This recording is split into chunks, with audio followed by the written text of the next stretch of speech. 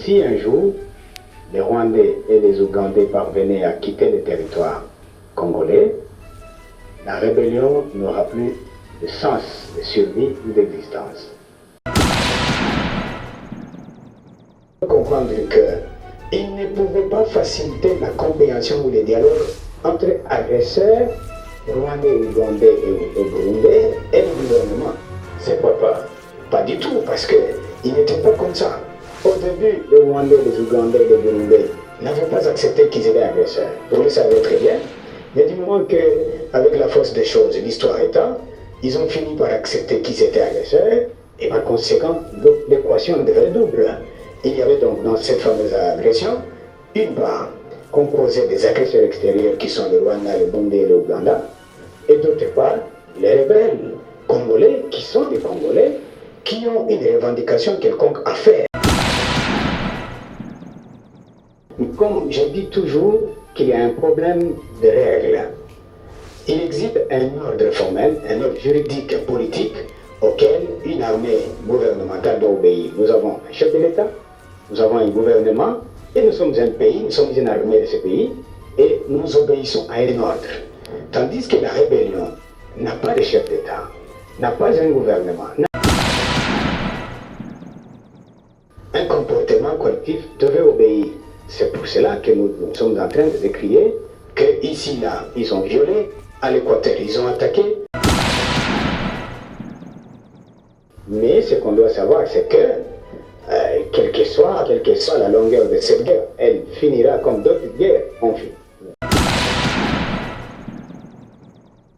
Être fils du chef de l'État défunt ou présent n'est pas une qualité exceptionnelle, particulière, qui puisse prévaloir de sa nativité comme extraordinaire. Et si le fils de Mobutu, aujourd'hui, va dans le pays qui agresse son propre pays, il a un motif.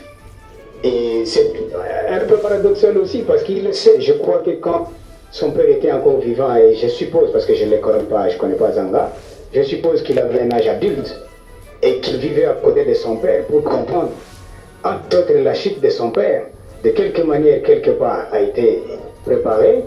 Et je ne crois pas que de la survie de son père, le Rwandais était beaucoup plus favorable avec son père. Je ne pense pas que Museveni était camarade fidèle de son père. Aujourd'hui, il estime qu'il va négocier avec ceux qui ont fait partie de son père, ceux qui ont créé le malheur de son propre père. Il aura mémoré légitimement et dignement la mémoire de son père, où il aura trahi de cette manière, c'est à lui de choisir.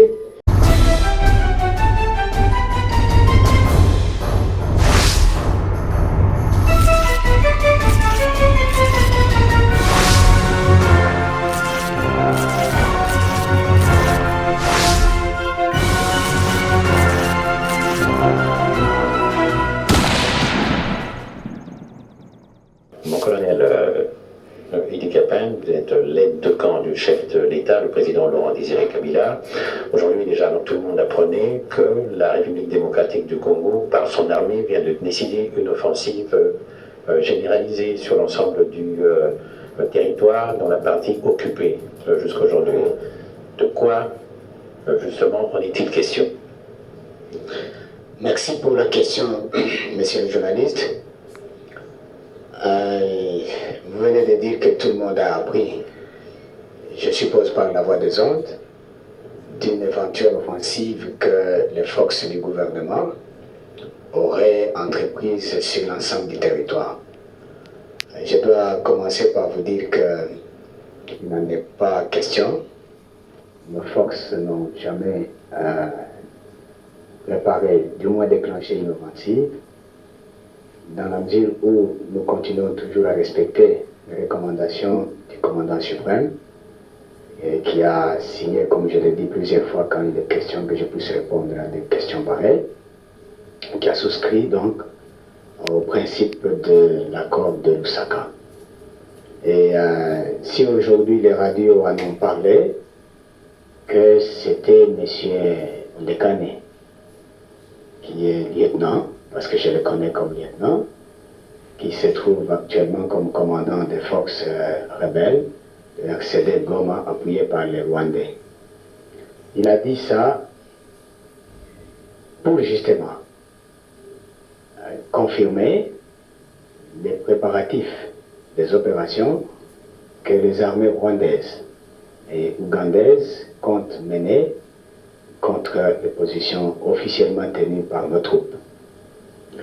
En même temps, je pense à mon avis que Ondekane et tous les autres savent que si un jour les Rwandais et les Ougandais parvenaient à quitter le territoire congolais, la rébellion n'aura plus de sens de survie ou d'existence. Ils sont convaincus que si, par la voie diplomatique, par la voie politique, on arrivait à décider et à faire partir effectivement les rebelles ou les agresseurs de notre territoire, tous ceux qui se réclament comme rebelles, d'abord ils n'ont pas une armée, ensuite ils n'ont pas une idéologie politique structurée, ils n'ont pas une direction idéologique qui existe, par rapport à laquelle ils mobilisent leurs actions. Ça veut dire qu'au départ spontané des agresseurs connus, rwandais, ougandais, burundais, cette fameuse rébellion va s'effriter, va disparaître de soi. Et donc par crainte de cette disparition brutale, qui est beaucoup plus néfaste pour nos amis Ondekane et les autres, il est tout à fait normal que par une stratégie de médias qu'ils tentent de mobiliser l'opinion internationale par la presse, en racontant des choses qu'eux-mêmes organisent, mais qu'ils mettent sur le dos de nos forces armées congolaises. Je veux confirmer cette thèse sur le fait que, avant qu'il y ait la réunion de Mozambique, la réunion de ce matin, dont les préparatifs ont commencé il y a de cela 2 jours, Jean-Pierre Ondekane n'a jamais parlé de cette affaire de l'offensive, mais parce qu'ils savent que tous leurs maîtres, ainsi que tous les autres chefs d'État concernés dans la crise de notre pays, sont en réunion pour justement tenter de discuter de quelle façon peut-on trouver la solution pacifique à la guerre. Et Jean-Pierre et consorts, ne voulant pas la voie de la paix, la voie de la politique et de la diplomatie, ont tout à fait raison de pouvoir raconter des mensonges pour faire échouer justement toutes les initiatives de nature à annuler la guerre par la voie diplomatique. Mais du côté FAC, du côté gouvernement, nous n'avons jamais déclenché une offensive. Et je dois confirmer d'ailleurs ici qu'il y a 2 semaines de cela, nous avions écrit officiellement, nous, forces armées congolaises, nous avons averti Monique pour lui dire que les forces de RCD, ainsi que la rébellion des agresseurs rwandais, avaient attaqué nos positions de Lodi, dans le Kassai occidental. Et nous avions donc pris à témoin Monique, que nous avons averti, de cette violation-là. Et aujourd'hui, ce sont eux les attaquants qui accusent ceux qui sont attaqués. Ce qu'il faut, je confirme ici, que nous n'avions jamais déclenché une offensive quelconque. C'est une manœuvre dilatoire pour permettre à ces gens de faire échouer toute initiative dans le sens de régler pacifiquement les conflits. Donc, par rapport à ce que vous dites, le RCD et le Rwanda ont attaqué à Lodi et l'armée congolaise est restée sur ses positions. Est-ce qu'on peut dire que l'armée congolaise, l'armée du gouvernement, n'a pas les moyens de se lancer dans une offensive généralisée qui part de la province de l'Équateur jusqu'au Kasaï, même au Katanga? Je veux plutôt dire avec nuance sur cette question. Notre armée a de moyens de faire l'offensive généralisée. Mais notre armée n'a pas encore eu l'ordre de son commandant suprême de mener cette offensive. Parce que nous devons continuer à respecter le principe juridique. J'ai toujours dit que nous sommes une armée, nous avons un chef de l'État, nous avons un gouvernement, et donc nous devons obéir à un schéma de commandement juridique et tactique. Tandis que les rebelles, ils n'ont ni chef d'État, ils n'ont ni armée, ni idéologie, ni gouvernement. Ils n'ont donc aucun ordre juridique ou tactique auquel ils doivent obéir. Et donc, je suis en train de dire ici que le moyen nous les avons, nous pouvons bien le faire. Et advienne que pourra les conclusions que cela pourra donner. Mais nous ne pouvons pas le faire comme eux le font. Nous nous obéissons à l'ordre de dire stopper sur des positions défensives, et c'est là que nous sommes. Mais en même temps que nous nous positionnons de manière défensive, nos ennemis, nos agresseurs tentent à plusieurs reprises de bousculer nos positions que pour certaines ils récupèrent. Parce que vous savez, nous ne sommes pas côte à côte à 0 mètre. Les face-à-face se trouvent avec un certain écart de distance. Mais parce que nous, on n'avance pas en obéissance à l'ordre que nous avons ici. Et ils n'ont pas l'ordre auquel ils doivent obéir, eux ils avancent. Et quand ils avancent, ils prennent tous les espaces qui restent vides, tout en bousculant même nos positions que nous gardons. Mais tant que nous n'avons pas eu l'ordre de contre-attaquer, nous restons en subissant l'attaque des ennemis. Aussi, cette attaque de l'Odi, ce sont eux qui ont attaqué. J'ai dit qu'ils ont attaqué l'Odi, ils ont bousculé notre position de l'Odi.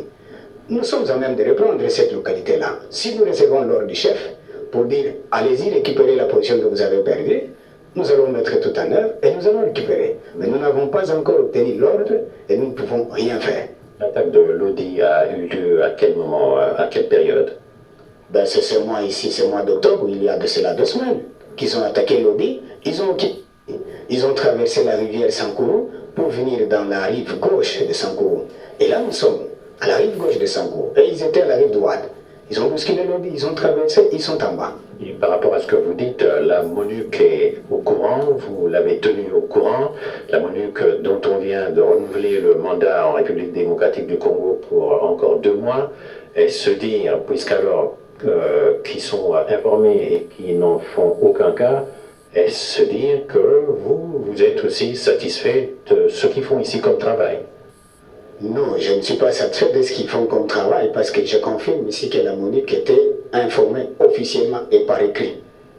Nous avons informé MONUC de toute cette violation et nous pensons que la MONUC serait la première à nous défendre, puisque sur le plan théorique, lorsque les attaquants, les agresseurs, après qu'ils ont violé et que MONUC soit informé, aujourd'hui, ces violateurs de cessez-le-feu mettent sur le dos les actes qu'ils perpétuent. Sur notre dos, il fallait que MONUC prenne notre défense en premier lieu. Donc, parce qu'il n'a pas encore fait, je considère que ce silence de MONUC est c'est un silence complice qui est coupable, que je dénonce. Et je rappelle encore en même temps maintenant que la MONUC doit faire son travail. Lorsqu'elle est informée, lorsqu'elle est prévenue de quelque chose dans le sens d'irrégularité quant à l'observation de cessez-le-feu, je crois que c'est une des tâches prioritaires de MONUC que de faire respecter les cessez-le-feu. Et s'il est violé quelque part, il appartient à MONUC de dénoncer, de faire part à l'opinion internationale que c'est tel parti qui a fait ça. Et nous avions tenu informé MONUC. Nous souhaitons que MONUC prenne ses responsabilités pour dire non aux agresseurs de continuer ce qu'ils sont en train de faire. Puisque la MONUC n'en a pas encore fait cas, est-ce que vous ferez, comme ça a été le cas dans la province de l'Équateur avec Jean-Pierre Demba, c'est-à-dire que vous les remettrez à la position qu'ils occupaient avant cette attaque contre l'Odi? Naturellement, nous allons le faire, mais à une condition que le commandement suprême de notre force nous en donne droit. Mais aujourd'hui, s'il faudrait privilégier quelque chose par rapport à ce qui se fait à Maputo ou à Mozambique, qu'est-ce qu'il faudrait attendre parce que la RDC jusqu'aujourd'hui continue à réclamer une amélioration des accords de Lusaka? Qu'est-ce qu'il faut attendre de Maputo? Écoutez, comme militaire, ce que nous devons attendre de Maputo, c'est dans le sens d'une ouverture qui amènerait les accords de Lusaka à être adaptables à la situation qui évolue naturellement sur le terrain. Notre pays a demandé qu'il puisse y avoir révision de certaines dispositions contenues dans ces accords. Je souhaite que les assises d'aujourd'hui, là que ça se vient, arrivent à trouver solution à cette question-là. Parce que considérer les anciens accords tels que signés dans la situation figée où ça se trouve, ça ne va pas donner une solution.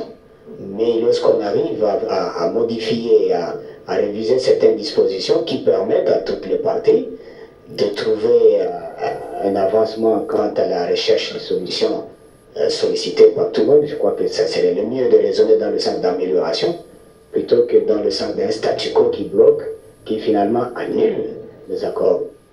Puisque quelque part, mon colonel, nous sommes dans une sorte d'échange, il faudrait donner et ensuite recevoir. Est-ce que la République démocratique du Congo accepterait de céder à certains endroits en acceptant le retour du facilitateur Massiré afin qu'il obtienne aussi une sorte d'amendement ou des modifications à l'accord de Lusaka? Bien, merci pour la question. Je sais que je ne suis pas directement responsable par rapport aux charges que j'ai comme militaire de répondre à cette question. C'est une question qui serait mieux répondue par un membre du gouvernement. Mais vous m'avez posé la question, je suis un militaire du gouvernement, je dois donc donner un point de vue. Je crois que moi je vais commencer par vous poser la question. Pensez-vous, vous ainsi que toutes les autres personnes qui le pensent ainsi, que le retour à la paix ici au Congo, que la souveraineté de notre pays, que la survie de notre population dépendent absolument du retour de M. Massiré comme facilitateur? Je ne crois vraiment pas parce que M. Massiré, c'est un homme que toutes les parties en conflit avaient proposé et avaient accepté, à une condition unique, qu'il devait jouer le rôle de facilitateur comme impartial. Et donc qu'il ne lui appartiendrait pas de prendre position pour ou contre tel ou tel parti. Malheureusement, dans les démarches pratiques, notre gouvernement a constaté que M. Massiré, dès le départ, était devenu partial, plutôt qu'impartial, ce qui était l'unique condition pour son acceptation par les deux partis. Il était donc normal, jusqu'à ce jour, que notre gouvernement dise non à celui-là, parce que c'était la condition pour désavouer le facilitateur. Et aujourd'hui, beaucoup de gens pensent, de ce côté-là, surtout du côté des agresseurs, qu'il va falloir absolument que Massiré revienne. Moi, je ne crois pas qu'il n'est pas remplaçable. M. Massiré, c'est un homme comme tous les autres hommes. Supposez aujourd'hui que du monde naturel qui puisse disparaître. Donc, nous devons sacrifier la souveraineté de notre pays, son indépendance, tout son peuple. Finalement, tous les Congolais doivent disparaître avec la mort de M. Massiré. Je ne crois pas. Nul n'est irremplaçable, quels que soient les problèmes. Les pays d'Afrique en ont beaucoup de compétences, le monde aussi.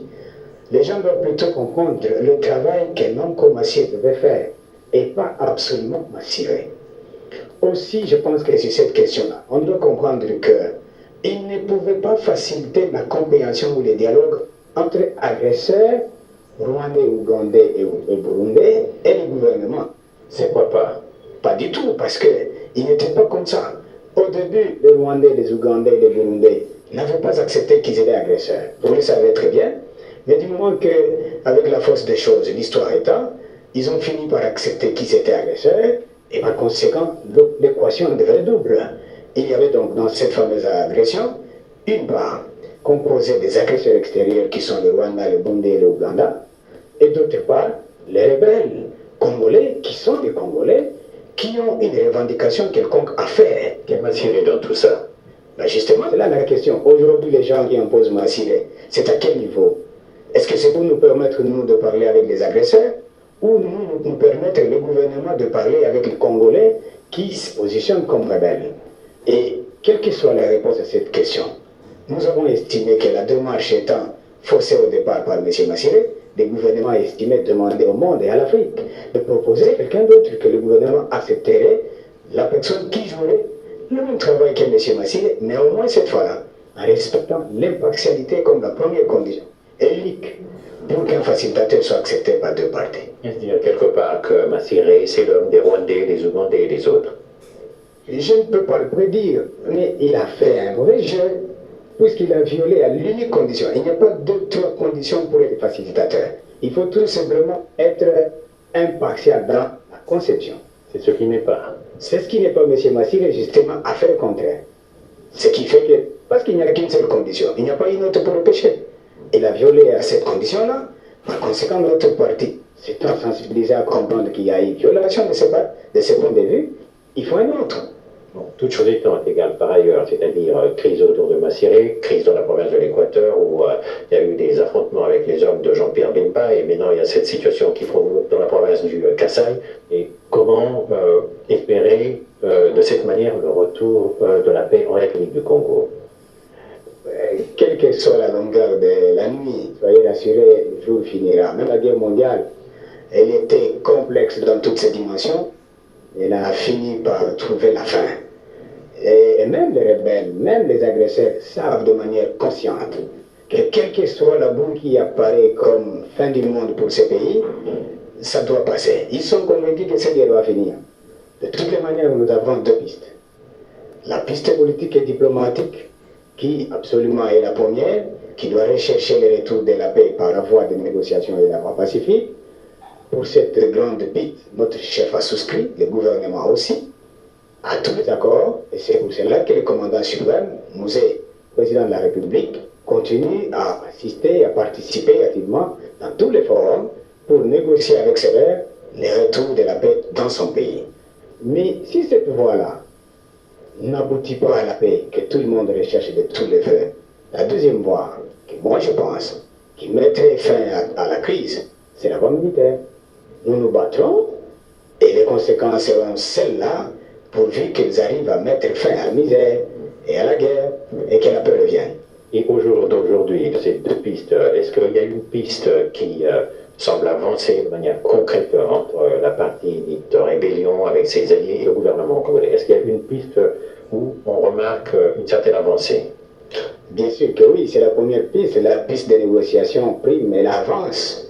Parce que si la piste de négociation n'a pas prévalu sur la première, la deuxième de cette des opérations, nous aurions continué à nous battre, probablement les choses se seraient empirées, ça serait fini autrement. Depuis qu'on a signé les accords, l'ordre des états-majors avait été donné, surtout pour nous, pour observer. Et nous avons arrêté. Et nous restons sur ce pas-là. Nous pensons aussi que les autres, de quelque manière qu'ils le fassent, devaient obéir à ça. Mais comme je dis toujours qu'il y a un problème de règles, il existe un ordre formel, un ordre juridique, politique, auquel une armée gouvernementale doit obéir. Nous avons un chef de l'État, nous avons un gouvernement, et nous sommes un pays, nous sommes une armée de ce pays, et nous obéissons à un ordre. Tandis que la rébellion n'a pas de chef d'État, n'a pas un gouvernement, n'a même pas d'idéologie. Donc il n'existe pas un ordre juridique quelconque vis-à-vis duquel un comportement collectif devait obéir. C'est pour cela que nous sommes en train de décrier qu'ici, là, ils ont violé, à l'Équateur, ils ont attaqué, maintenant à l'intérieur, dans le Kassai, ils ont attaqué l'Oli, et ils n'obéissent à aucun ordre. Ils ne peuvent même pas obéir au Rwanda, ils ne peuvent pas obéir aux Ougandais. Ils sont en train de jouer un jeu de dispersion, parce que c'est une rébellion qui est fondée de pièces ramassées. Fondée de pièces ramassées par des fondateurs, donc le Rwanda, le Burundi et l'Ouganda, qui, même aujourd'hui, le lieutenant Ondekane qui parle, moi je suis sûr qu'il n'est pas convaincu de ce qu'il dit. Mais on lui a dit quelque part, va dire ça. Parce que le but de déclarations pareilles, c'est de pouvoir camoufler une opération quelconque. Et au lieu qu'un Rwandais prenne le micro pour le dire, au lieu qu'un Ougandais prenne la parole pour le dire, on prend un Congolais, on lui dit, vas-y, tu es nommé responsable de ceci, va parler, au moins en tant que Congolais, quand tu parles, tu auras un certain environnement qui pourra te prêter oreille. Mais lui-même n'est pas convaincu. Je connais Ondekane, il me connaît parce que je suis son chef, et je suis toujours son chef. Il sait que ce qu'il dit ne vient pas de son cœur. Il est probablement lui-même pris en otage pour qu'il raconte n'importe quoi. Mais ce qu'on doit savoir, c'est que, quelle que soit la longueur de cette guerre, elle finira comme d'autres guerres ont fini. Aux dernières nouvelles encore, on apprenait le retour ou le passage à Kigali du fils de l'ancien président Mobutu, Zanga Mobutu, pour ne pas le citer. Par rapport à ce passage là-bas à Kigali, est-ce que c'est de nature à faciliter les rapports entre les Congolais, à votre façon d'analyser les choses? Écoutez, pour moi, Zanga Mobutu est le fils de l'ancien président de la République. En dehors de ça, il n'y a aucune autre dimension.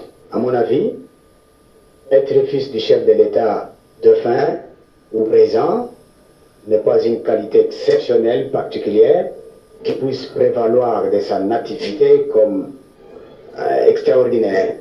Et si le fils de Mobutu, aujourd'hui, va dans des pays qui agressent son propre pays, il a un motif. Et c'est un peu paradoxal aussi, parce qu'il le sait. Je crois que quand son père était encore vivant, et je suppose, parce que je ne le connais pas, je ne connais pas Zanga, je suppose qu'il avait un âge adulte, et qu'il vivait à côté de son père pour comprendre, entre autres, la chute de son père, de quelque manière, quelque part, a été préparée. Et je ne crois pas que de la survie de son père, le Rwandais était beaucoup plus favorable avec son père. Je ne pense pas que Museveni était camarade fidèle de son père. Aujourd'hui, il estime qu'il va négocier avec ceux qui ont fait partie de son père, ceux qui ont créé le malheur de son propre père. Il aura mémoré légitimement et dignement la mémoire de son père, où il aura trahi de cette manière, c'est à lui de choisir. Mais moi, je considère qu'il a une démarche et il est seul responsable des actes qu'il prend. Mais si c'est pour qu'on l'utilise pour la rébellion, à pouvoir prendre le commandement politique de la rébellion, il se serait inscrit sur la liste des rebelles, et donc il aura en face de lui une armée régulière. Il va nous rencontrer certainement, et nous n'aurons pas accepté ce qu'il va faire contre le pays pour lequel son père s'est revendiqué chef de l'État pendant plus de 30 ans. Ça doit être une abomination qu'un fils.